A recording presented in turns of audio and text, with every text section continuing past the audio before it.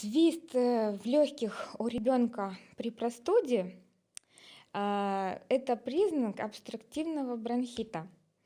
А, Может быть плюс и минус пневмония, да или нет, с или без. А, Это означает, что бронх сузился, он забился мокротой, он сам по себе спазмировался, и воздух проходит через него трудом, и образуется характерный свист. Ты иногда, его, конечно, лучше всего слышно при аускультации, когда ты слушаешь легкое фонендоскопом, но иногда даже вот просто на расстоянии ты можешь его услышать, когда там прям чрезвычайно сильная обструкция.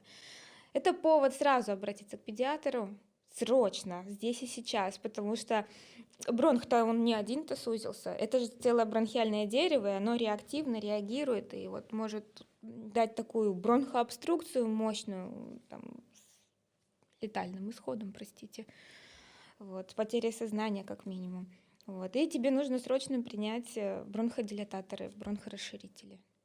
Ингаляционно, внутривенно, и сделать рентген грудной клетки. Причина этого? Вирусы.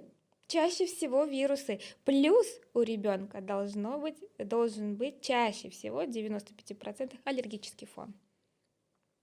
Аллергический фон, потому что вот эта реактивность легких, когда легкие любят вот так вот такой вот давать спазм, это аллергические легкие.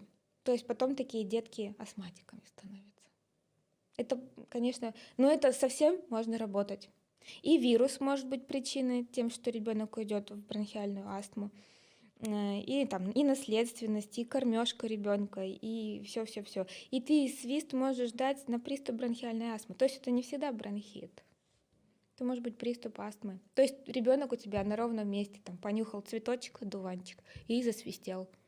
Ну все, сударь, надо быстро давать антигистамины, делать ингаляцию, вызывать скорую помощь. И до приезда скорой помощи хоть как-то помогать.